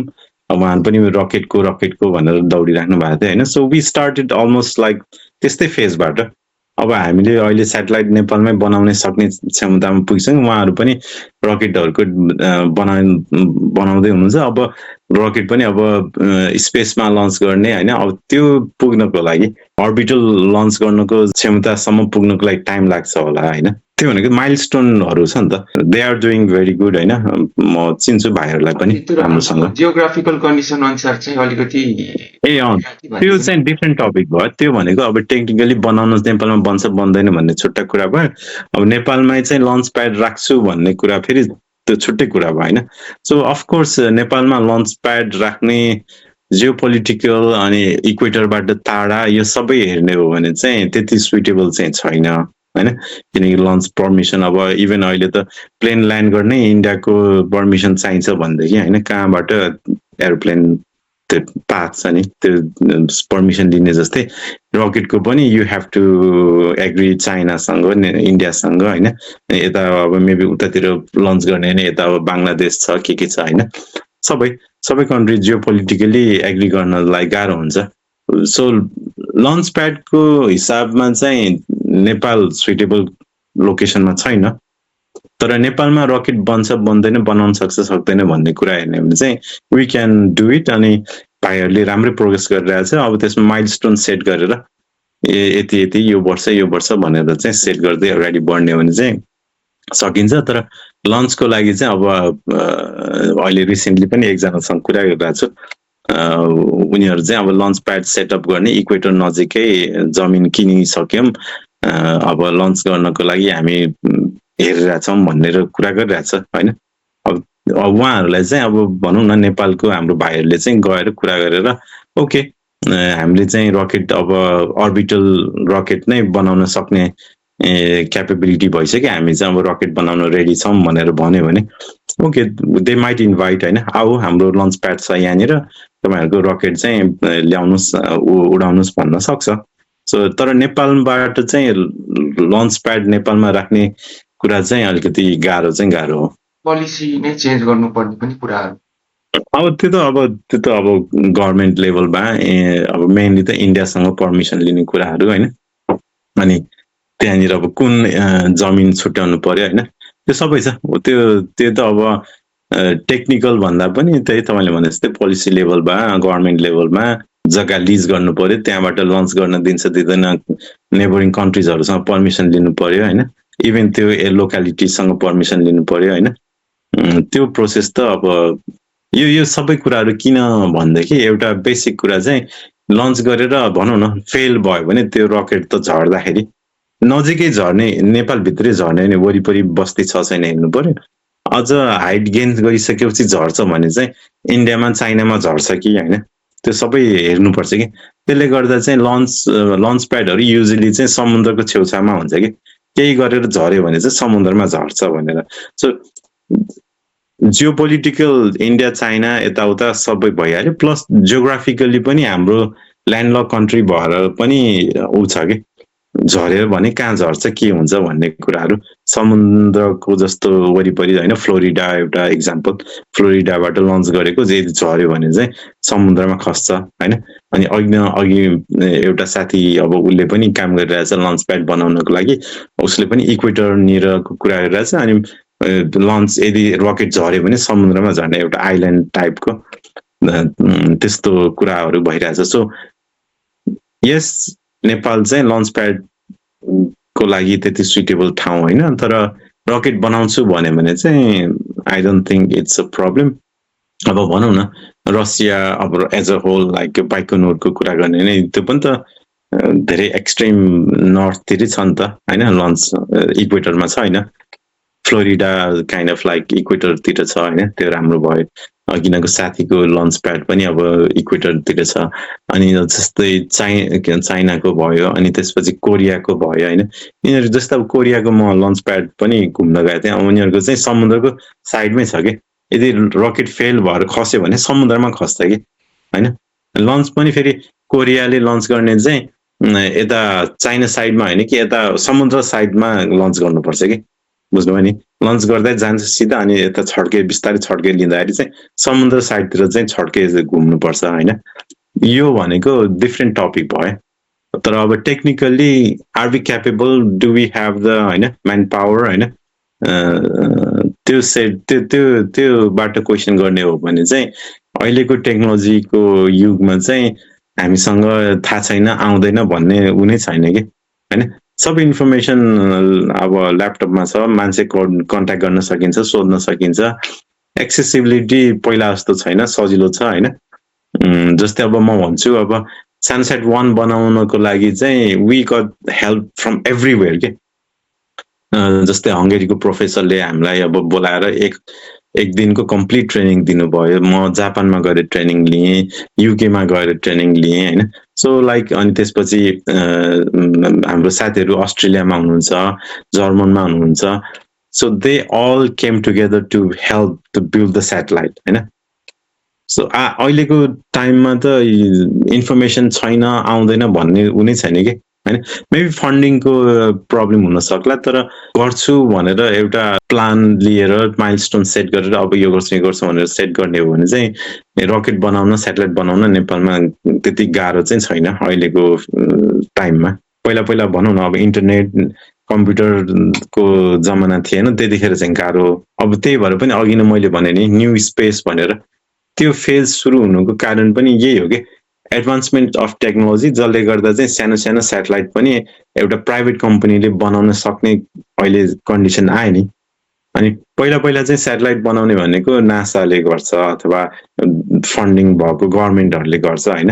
ठुल्ठुलो कम्पनीले मात्र स्याटेलाइट बनाउँछ भन्ने कन्सेप्ट चाहिँ सकिसकेको छ। र अहिले चाहिँ क्युबस्याट होइन, क्युबस्याटले अहिले भनौँ न अर्थ अब्जर्भेसनको लागि चाहिँ अब प्लानेट अथवा प्लानेट ल्याब उनीहरू छ होइन। अनि अरू स्याटेलाइटहरू पनि छ जुन चाहिँ क्युबस्याट बेस्ड भएर चाहिँ अर्थ अब्जर्भेसनको लागि चाहिँ काम गरिरहेछ कि। पहिला चाहिँ ठुल्ठुलो स्याटेलाइट बनाउनु पर्थ्यो, तर आजकल चाहिँ क्युबस्याटले नै त्यो एचिभ गर्न सकिरहेछ, अझ त्योभन्दा राम्रो गर्न सकिरहेछ। किनभनेदेखि ठुल्ठुलो स्याटेलाइट बनायो भने एउटा मात्र बनाउने हो, र अहिले क्युबस्याट चाहिँ धेरैवटा बनाउन सकिन्छ। अनि कन्स्टलेसन लन्च भइसकेपछि चाहिँ डाटा पनि चाँडो आयो क्या, किनकि स्याटेलाइट एउटा स्याटेलाइटले डाटा लिन्छ अनि एकछिनमा अर्को स्याटेलाइटले डाटा लिन्छ होइन। अब अर्थक्वेक गएको ठाउँको फोटो लिनु पर्यो भने क्युबस्याटले हाई फ्रिक्वेन्सीमा अपडेटहरू लिन पायो होइन। अनि त्यसपछि एकदम नजिक 500 किलोमिटरमै बसेर नजिकबाट फोटो लिएको रिजोल्युसन पनि राम्रो आयो होइन। सो एडभान्टेजहरू भइरहेछ, टेक्नोलोजी पनि बढिरहेछ। अनि अहिले सानो स्याटेलाइटहरू लन्च गर्ने कम्पनीहरू आइरहेको छ। अनि यो सबै निड्सलाई हेरेर चाहिँ हामी चाहिँ त्यही अघि भने चाहिँ न्यू स्पेसको अहिले इरा छ। लन्च अफ स्याटेलाइट पनि बढिरहेछ, झट्टै एक्सपोनेन्सियली बढिरहेछ नम्बर अफ स्याटेलाइट पनि होइन। सो स्पेस टेक्नोलोजी, स्याटेलाइट टेक्नोलोजीमा चाहिँ अब फन्डहरू अनि रिसोर्सहरू पनि बढिरहेछ, एक्सपोनेन्सियली नै बढिरहेछ। त्यसलाई मिट गर्नको लागि जसरी यो सानो स्याटेलाइटहरू टेक्नोलोजीले पोसिबल गरिरहेछ, त्यस्तो नै अर्को डिमान्ड के आउँदैछ भनेदेखि रकेट पनि सानो चाहियो कि। किनभनेदेखि ठुल्ठुलो रकेटहरू त हामीले के गर्नु पर्यो, ठुलो स्याटेलाइटलाई लन्च गर्नको लागि कुरेर बस्नु पर्यो। जब त्यो लन्च हुन्छ त्यसपछि हामी त्यसमा चाहिँ अघि राइट सेयरको कन्सेप्ट होइन, त्यसरी मात्र हामी चाहिँ ठुलो स्याटेलाइट लन्च हुने बेला कुरेर तब मात्र लन्च गर्न पायो। अब त न्यू स्पेसले त स्याटेलाइटहरू त बनाइरहेछ होइन। अब त महिना पहिला 4-5 वर्ष 10 वर्ष लाग्थ्यो स्याटेलाइट बन्न, अहिले हप्ता त नभनौँ, महिनादेखि विदिन 1-2 इयर चाहिँ बनिरहेछ भनेपछि त्यो डिमान्डलाई फुलफिल गर्नको लागि अब रकेट पनि बनिरहेछ and that's the very good example कि नेपालको हाम्रो भाइहरूले पनि सानो सानो रकेटहरू चाहिँ यो सानो सानो सेटेलाइटको टार्गेट गरेर कामहरू गर्नु भएको छ कि होइन त्यो फुलफिल गर्नको लागि जस्तै रकेट ल्याब आयो त्यो भनेको सानो रकेट हो नि त उनीहरूको इलेक्ट्रोन भन्ने जुन नाम छ रकेटको त्यो भनेको चाहिँ सानो सानो सेटेलाइटहरू 100-200 किलोग्रामको अनि हाम्रो पकेट क्युब जस्तो उनीहरूलाई टार्गेट गरेर आएको चाहिँ टेक्नोलोजी हो कि जसरी सेटेलाइट सानो हुँदै अनि नयाँ नयाँ कम्पनीहरूले धेरै सेटेलाइटहरू लन्च गरे त्यसको लागि मिट गर्नको लागि चाहिँ रकेटहरू पनि आइरहेछ कि होइन त्यही यो सबै मैले अघि भनेको नेपालकोमा गर्न सकिन्छ सकिन्न भन्ने कुरा पनि त्यही हो कि हामी मात्र अगाडि गएर हुँदैन वरिपरि अरू पनि मिलेर अगाडि आउनु पर्यो जसरी सानो सानो रकेट किन हाई डिमान्ड अहिले किन बढिरहेछ भनेदेखि सानो सानो सेटेलाइटहरूको लन्च पनि बढिरहेछ अब सानो सेटेलाइटहरू चाहिँ ठुलो कहिले सेटेलाइट लन्च हुन्छ तब हामी त्यसमा बसेर जाउँला अनि लन्च गरौँला भनेर कुर्ने टाइमै छैन क्या they want to launch as soon as possible अनि त्यसको लागि चाहिँ ठुलो रकेटलाई कुरेर बस्यो भने त इट विल नेभर कम अनि यो डिमान्ड बुझेर चाहिँ अहिले सानो सानो रकेटहरू पनि आइरहेछ इन्डियामा पनि बनिरहेछ सानो रकेट होइन हाम्रो नेपालमा पनि भाइहरूले बनाउँदैछ होइन अनि उता कोरियाले पनि बनाउँदैछ अस्ति भर्खर पनि लन्च गर्यो कोरियाले चाहिँ अहिले ब्राजिलबाट लन्च गरिरहेको छ त्यही मेन प्रब्लम उनीहरूले चाहिँ लन्च प्याड नपाएर भनौँ न होइन कोरियामा पनि रकेट बन्दैछ सानो सानो रकेटहरू जसले चाहिँ 100-200 किलोग्रामहरू मात्र लिफ्ट गर्नको लागि अनि हाम्रो भाइहरूको टार्गेट पनि त्यही 200 maybe maximum 500 I don't think they are targeting 500 तर 100-200 किलो पेलोड लिफ्ट गर्ने अनि अर्बिटल मेन्टेन गर्ने त्यो लेभलमै मेरो ऊ छ अन्डरस्ट्यान्डिङ त्यो नै हुन सक्छ होइन सो सानो सानो रकेटहरूको डिमान्ड पनि बढिरहेछ कि त्यसले गर्दा अनि इट इज ह्यापनिङ अल्सो होइन अस्ति भर्खर कोरियाको रकेटले चाहिँ सानो सानो क्युबस्याटहरू पकेट क्युबहरू लन्च गर्यो however I think it failed होइन इन्डियाको पनि छ अहिले उनीहरूले पनि टेस्टहरू गर्दैछ होइन हामीसँग कन्ट्याक्टमा आउँछ सानो सानो रकेटले हामीलाई रिच आउट गर्छ तपाईँहरूको सेटेलाइट छ भने हामी लन्च गरिदिन्छौँ भनेर कोरियाबाट कन्ट्याक्ट आउँछ इन्डियाबाट कन्ट्याक्ट आउँछ होइन हाम्रो नेपालको भाइहरूसँग पनि अस्ति भन्दाले अलि अगाडि कन्ट्र्याक्ट साइन पनि गऱ्यौँ यदि फ्युचर लन्चहरू छ भने हामी उहाँहरूसँग गर्छौँ भनेर साइन गऱ्यौँ होइन एमओयू सो सानो सेटेलाइटको लागि सानै रकेट चाहिन्छ त्यो पनि डिमान्ड हाई भएकोले आइरहेछ कि सो आइएम नट सेइङ कि नेपालमा रकेट बन्दैन अथवा सानो रकेटको काम छैन होइन वी हेभ हाई डिमान्ड हाम्रो जस्तो सानो सानो सेटेलाइट क्युबस्याटको लागि भनौँ न डिमान्ड एकदम बढिरहेछ क्युबस्याट त हप्तै पछि लन्च गर्न खोजिरहेछ मान्छेहरू त्यो फुलफिल गर्नको लागि चाहिँ आई थिङ्क हाम्रो भाइहरूले चाहिँ एकदम राम्रो काम गरिरहेछ तर कुरा चाहिँ लास्टमा आएर चाहिँ नेपालबाट लन्च गर्ने कि नगर्ने भन्ने चाहिँ अझ सक्छ कि सक्दैन भन्ने कुरा चाहिँ I think it will be quite challenging rocket बनाउने एउटा कुरा हो लन्च गर्नु अर्को कुरा हो होइन जस्तो अघि भने नि सेटेलाइट बनाउने एउटा कुरा हो तर सेटेलाइट लन्च गर्ने कसरी के गर्ने कोसँग कुरा गर्ने त्यो सबै अर्को कुरा हो नि त सो आई थिङ्क भाइहरूको पनि अब नेपालबाट भएन भने चाहिँ अथवा सायद अलिक गाह्रै होला दे नो बेटर होइन म त त्यसमा लागि परेको छैन नि त सिचुएसन के छ कस्तो छ भनेर थाहा छैन तर इन जेनरल कुरा गर्ने हो भने नेपाल चाहिँ बेस्ट लोकेसन होइन लन्च प्याडको लागि भनेर चाहिँ हामी भन्न सकिन्छ अनि अब वी हेभ अदर क्लाइन्ट जसले चाहिँ सानो सानो रकेट लन्च गर्ने हो भने हाम्रो जग्गा छ किनकि उनीहरूको बेस्ट लोकेसन छ समुद्रमा छ इक्वेटरमा छ आऊ हामी कहाँ लन्च प्याड बनाएर रकेट लन्च गर भनेर बोलाएर पनि राखेको छ कि सो तिनीहरू चाहिँ हाम्रो भाइहरूसँग कम्युनिकेट गरेर चाहिँ भाइहरूले चाहिँ रकेट बनाएको चाहिँ त्यहाँबाट लन्च गर्यो भने पनि बेस्ट हुन्छ कि so this is just the overview आज जो सेटेलाइट र त्यससँग रिलेटेड विषयमा एउटा बेसिक इन्ट्रोडक्टरी कोर्सै जस्तो चाहिँ एउटा सेसन धेरै चिज सिक्न पाइयो है त्यसको लागि तपाईँलाई धेरै धेरै धन्यवाद र अन्तिममा हाम्रो जति पनि अहिले भाइ बहिनीहरू स्टुडेन्टहरू छन् उनीहरूलाई तपाईँको चाहिँ सजेसन के छ एकाडेमिकली कुरा गर्ने हो भने अब आफ्नो भनौँ न टेक्निकल फिल्ड अब म्याथमेटिक्स फिजिक्स इन्जिनियरिङ होइन यो फिल्डमा चाहिँ इन्ट्रेस्ट हुनु पर्यो। अब त्यसको लागि फन्डामेन्टल चाहिने इन्ट्रेस्ट भएर पनि भएन, त्यसमा मेहनत त गर्नु पर्यो। जस्तै म्याथमेटिक्समा धेरै टाइम दिनुपर्ने जस्तो लाग्छ मलाई। फिजिक्स आउँछ त्यसपछि होइन। म्याथ र फिजिक्स राम्रो भयो भने अरू जुनसुकै पनि टेक्निकल फिल्डमा जान सजिलो हुन्छ। अनि अब कम्प्युटर पनि त्यति नै इम्पोर्टेन्ट छ होइन। अब धेरै कुराहरू सिमुलेसनहरू गर्नुपर्ने हुन्छ, त्यसको लागि पनि अब सिमुलेसन टुलहरू कसरी युज गर्ने, त्यसको अब सिमुलेसन गर्न अगाडि फन्डामेन्टल बुझ्नु पर्यो, त्यसलाई एप्लाई गर्नु पर्यो होइन। सो टेक्निकल फिल्डमा राम्रो गर्नुभयो भने चान्स चाहिँ छ। अब नेपालमै अब सेटेलाइट नै पढ्छु भनेर, जस्तै अब अहिले पुल्चोकमा त छ एरोस्पेस भनेर होइन, सरहरूसँग कुरा हुन्छ टाइम टाइममा होइन। म नेपाल आउने बेलामा यसो भेटी पनि राखेको हुन्छु, के छ कस्तो छ, अब के अब सेटेलाइट बनाउने हो कि होइन होइन, हामी गाइड गर्छौँ भनेर कुरा पनि हुन्छ। सो पुल्चोकमा अब एरोस्पेसकै डिपार्टमेन्ट पढाइ हुन्छ होइन। अनि अरू अघि भने जस्तै हाम्रो इन्जिनहरू मेनली मेकानिकल र इलेक्ट्रोनिक्सको छ, सो त्यो पनि राम्रो छ। फिजिक्सको पनि राम्रो छ होइन, म्याथमेटिक्स पनि राम्रो छ। सो सबै टेक्निकल यो नै चाहिन्छ भन्ने छैन, इट्स अ मिक्स के होइन। सबै कोर अब प्रोग्रामरहरू पनि चाहिन्छ हामीलाई होइन, इम्बेडेड प्रोग्रामिङदेखि लिएर होइन। सो आई थिङ्क सबै किसिमको चाहिन्छ हामीलाई, यो चाहिन्छ त्यो चाहिन्छ भन्दा पनि। तर एप्लाइड भयो भने चाहिँ आफै सिकेको कुराहरू, जस्तै अब आर्डिनो प्रोग्रामिङ, अनि एसटिएम माइक्रो कन्ट्रोलर प्रोग्रामिङ, अथवा रास्पबेरी पाई प्रोग्रामिङ होइन, यस्तो यस्तो जानिराख्यो भने अझ सजिलो हुन्छ। 3D प्रिन्ट गर्ने कसरी होइन, 3D प्रिन्टरहरू चलाएको छ कि छैन होइन, अनि सी प्रोग्रामिङ, म्याटल्याब होइन, यिनीहरू गऱ्यो भने चाहिँ यो आइडियाहरू छ भने चाहिँ सजिलो हुन्छ काम गर्दा। एउटा छुट्टेको कुरा, म यो सबै कुराहरू गऱ्यौँ तर एउटा एकदमै इम्पोर्टेन्ट पोइन्ट चाहिँ छुट्टेछ होइन।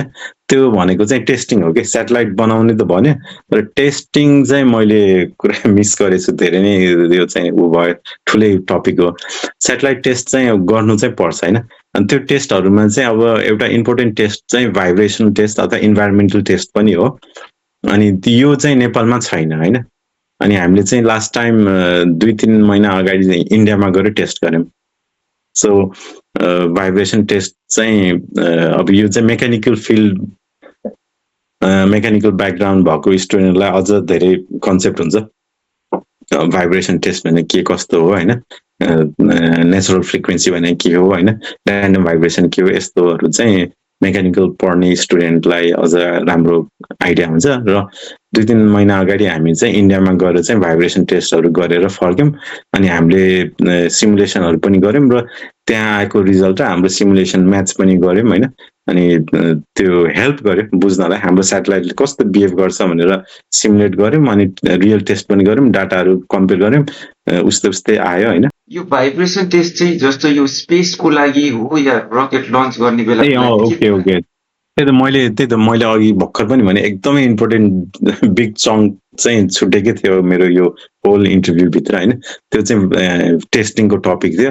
अनि त्यो टेस्टिङको टपिकमा चाहिँ हामी सेटेलाइटहरू डिफ्रेन्ट टेस्ट गर्छौँ। र एउटा के टेस्ट गर्छ भनेदेखि रकेटमा राखेर लन्च गर्ने जुन हुन्छ नि, सेटेलाइट लन्च त रकेटमा राखेर गर्छौँ। अनि त्यसको लागि चाहिँ सेटेलाइटले चाहिँ रकेट लन्च चाहिँ धाम्छ कि धाम्दैन होइन। किनभनेदेखि रकेट लन्च गर्ने बेला एकदम ठुलो भाइब्रेसन आउँछ होइन, अनि इम्प्याक्ट पनि आउँछ त्यो बर्न गर्दाखेरि होइन। अनि यो कुराहरू चाहिँ केमा, अनि अर्को भनेको स्पेसको भ्याक्युम भनौँ न, भ्याक्युम त कम्प्लिट होइन, तर यो भ्याक्युम अहिलेलाई म वर्ड युज गर्छु। सो भ्याक्युममा काम गर्छ गर्दैन होइन। अनि सनलाइटको हाई टेम्परेचर हिट होइन, त्यो इन्भाइरोमेन्ट। सो इन्भाइरोमेन्ट, स्पेस इन्भाइरोमेन्टमा सेटेलाइटले काम गर्छ कि गर्दैन भन्ने एउटा क्वेसन भयो। त्यसको लागि टेस्टिङ, रकेट लन्च गर्ने बेलाको रकेटले दिने भाइब्रेसनहरू रकेट लन्च चाहिँ पास हुन्छ कि हुँदैन, त्यो एउटा टेस्टिङ होइन। अनि अर्को भनेको डेस्कमै टेस्टहरू, जस्तै अब क्यामेरा काम गर्छ गर्दैन, डिफ्रेन्ट मोड्युलहरू छ, सोलर प्यानलले काम गर्छ गर्दैन, ब्याट्री चार्ज हुन्छ हुँदैन होइन, सबै टेस्टहरू छ। सो यसलाई चाहिँ यसरी बुझौँ न, मेनली दुईटा, स्पेसमा र रकेटको होइन, यो दुईटा चाहिँ एक्सटर्नल भयो। स्पेसको लागि र रकेटको लागि चाहिँ भाइब्रेसन टेस्ट गर्नुपर्छ मेनली। अब ऱ्यान्डम भाइब्रेसन धेरै किसिमको भाइब्रेसन हुन्छ हैन, साइन यताउता, तर ऱ्यान्डम भनौँ न, ऱ्यान्डम भाइब्रेसन चाहिँ जस्तै हाम्रो स्याटेलाइट लन्च गर्ने चाहिँ स्पेस एक्सबाट फाल्कन 9 को रकेट राइट सेयरमा गर्छ भनेर भनिसकेपछि स्पेस एक्सले डाटा दिन्छ हामीलाई। के दिन्छ भनेदेखि हाम्रो रकेटको भाइब्रेसन लिमिट यति छ है, तपाईहरुको स्याटेलाइट चाहिँ यो लिमिट भित्र यो भाइब्रेसन भित्र काम गर्न सक्छ कि सक्दैन चेक गर्नुस् भनेर हामीलाई इन्फर्मेसन आउँछ हैन। सो सबैले दिन्छ। अब हामीले अघि पनि भनिसक्यौं हैन, अब नयाँ नयाँ रकेटहरु आइरहेछ, सानो रकेटहरु पनि आइरहेछ। सो सबै रकेटहरुको आफ्नो मेजरमेन्ट हुन्छ। त्यो डाटाले चाहिँ के दिन्छ भने यति चाहिँ भाइब्रेट गर्छ है हाम्रो रकेट भनेर त्यो दिन्छ हामीलाई। हामीले चाहिँ त्यो भाइब्रेसन सेट भित्र त्यो लिमिट भित्र स्याटेलाइटले काम गर्छ गर्दैन भनेर चाहिँ भाइब्रेसन टेबलमा राखेर चाहिँ हैन, भाइब्रेसन टेबलमा चाहिँ त्यो प्रोग्राम गर्छौं। अनि त्यो भाइब्रेसन टेबलमा चाहिँ भाइब्रेट गरेर अनि स्याटेलाइटलाई निकालेर हेर्दाखेरि स्याटेलाइट चाहिँ बिग्रेको छैन भने चाहिँ हाम्रो टेस्ट पास भयो भनौँ न हैन। कम्प्लिट टेक्निकल कुरा त म अहिले गर्दिन, तर बेसिक बुझ्ने लेभलमा कुरा गर्दाखेरि चाहिँ रकेटले जति भाइब्रेसन दिन्छ त्यो इन्फर्मेसन रकेटको मान्छेले हामीलाई इन्फर्मेसन दिन्छ। त्यो इन्फर्मेसन लिएर हामी टेस्ट हाउसमा जान्छौँ, टेस्ट गर्ने ठाउँमा, अनि हामी भन्छ हाम्रो रकेटको भाइब्रेसन यस्तो छ, हाम्रो स्याटेलाइटले चाहिँ त्यो भाइब्रेसन धाम्छ कि धाम्दैन टेस्ट गर्नु पर्यो भने चाहिँ त्यो हेरेर उनीहरूले सेट गर्छ प्रोग्राम हैन। अनि भाइब्रेसन गर्छ, अनि भाइब्रेसन गरिसकेपछि निकालेर अनि स्याटेलाइटलाई फेरि हामी चेक गर्छौँ, भिजुअली पनि चेक गर्छौँ अनि अपरेसनली पनि चेक गर्छौँ।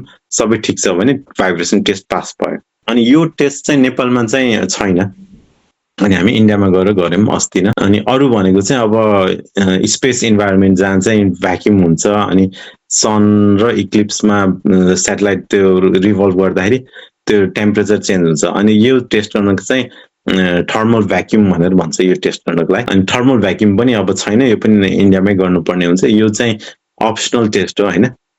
म्यान्डेटरी टेस्ट चाहिँ भाइब्रेसन टेस्ट हो। थर्मल भ्याक्युम टेस्ट चाहिँ म्यान्डेटरी होइन, गरे पनि हुन्छ। अब गर्यो भने राम्रो, गरेन भने ठिक छ भन्ने उनीहरूको छ। किनभने रकेटको लागि त उनीहरूको चाहिँ रकेटलाई हार्म नहोस् हैन। स्याटेलाइट चाहिँ भाइब्रेट भएर बिग्रिने, टुक्रा टाक्री हुने, केही भएर उनीहरूको रकेटलाई हार्म हुन्छ भने चाहिँ भएन नि त। सो उनीहरूको इन्ट्रेस्ट भनेको चाहिँ रकेटलाई हार्म नगरोस्।